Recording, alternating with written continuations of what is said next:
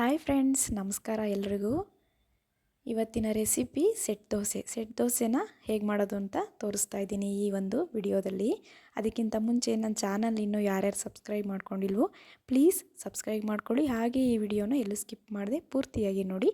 ಇದಕ್ಕೆ ಏನೇನು ಇಂಗ್ರೀಡಿಯೆಂಟ್ಸ್ ಬೇಕಂತ ನೋಡ್ತಾ ಇದ್ದೀರಲ್ಲ, ಕ್ಯಾರೆಟ್ ತುರಿ, ಕೊತ್ತಂಬರಿ ಸೊಪ್ಪನ್ನ ತೊಳೆದು ಹಚ್ಚಿಟ್ಕೊಂಡಿದ್ದೀನಿ. ಹಾಗೆ ದೋಸೆ ಹಿಟ್ಟು ಚೆನ್ನಾಗಿ ಫರ್ಮೆಂಟ್ ಆಗಿರಬೇಕು. ತವ ಕಾಯಿಸ್ಕೊಂಡು ಕಾದ್ಮೇಲೆ ದೋಸೆ ಹಾಕಿ ಅದ್ರ ಮೇಲೆ ಕ್ಯಾರೆಟ್ ತುರಿ ಹಾಗೂ ಕೊತ್ತಂಬರಿ ಸೊಪ್ಪು ಹಾಕ್ಕೊಂಡು ಮೇಲೆ ತುಪ್ಪ ಹಾಕ್ಕೊಂಡು ಈ ಥರ ಮಾಡ್ಕೊಳ್ಳಿ. ಹಾಗೆ ತಿರುಗಿಸಿ ಇನ್ನೊಂದು ಸರಿ ಬೇಯಿಸ್ಕೊಂಡ್ರೆ ದೋಸೆ ರೆಡಿಯಾಗುತ್ತೆ. ಅದ್ರ ಜೊತೆ ನಾನು ಚಟ್ನಿ ಮಾಡಿದ್ದೀನಿ. ಹೀಗೆ ಒಂದೊಂದಾಗಿ ನೀವು ಮಾಡ್ಕೊಳ್ಳಿ, ತುಂಬಾ ಟೇಸ್ಟಿಯಾಗಿರುತ್ತೆ. ಯಾವಾಗಲೂ ಪ್ಲೇನ್ ದೋಸೆ ತಿಂತಾ ಇರ್ತೀವಲ್ಲ, ಒಂದು ಸರಿ ಈ ಥರ ಟ್ರೈ ಮಾಡಿ, ಎಲ್ರಿಗೂ ಇಷ್ಟ ಆಗುತ್ತೆ. ಹಾಗೆ ಈ ಒಂದು ರೆಸಿಪಿ ನಿಮಗಿಷ್ಟ ಆದರೆ ಪ್ಲೀಸ್ ಲೈಕ್ ಮಾಡಿ, ಹಾಗೆ ಶೇರ್ ಮಾಡಿ.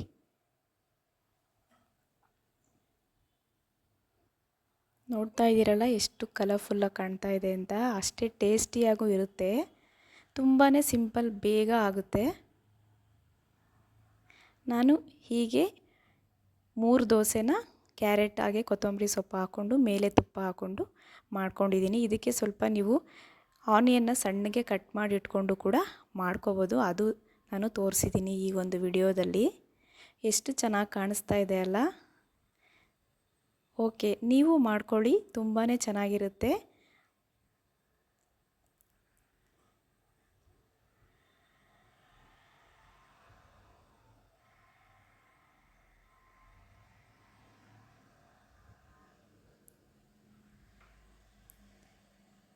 ಈ ದೋಸೆಗೆ ನಾನು ಈರುಳ್ಳಿನ ಸಣ್ಣಗೆ ಹೆಚ್ಚಿಟ್ಕೊಂಡು ಈರುಳ್ಳಿ ಆ್ಯಡ್ ಮಾಡಿ ಕೊತ್ತಂಬರಿ ಸೊಪ್ಪು ಹಾಗೆ ಕ್ಯಾರೆಟ್ ತುರಿನ ಹಾಕಿ ತೋರಿಸ್ತಾ ಇದ್ದೀನಿ. ಇದು ಕೂಡ ತುಂಬಾ ಟೇಸ್ಟಿಯಾಗಿರುತ್ತೆ.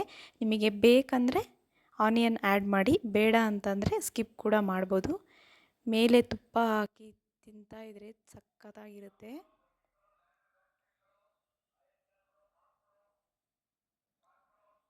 ಓಕೆ ಫ್ರೆಂಡ್ಸ್, ಮತ್ತೆ ಸಿಗ್ತೀನಿ ಮುಂದಿನ ರೆಸಿಪಿಯೊಂದಿಗೆ. ಅಲ್ಲಿವರೆಗೂ take care, bye. Thank you for watching.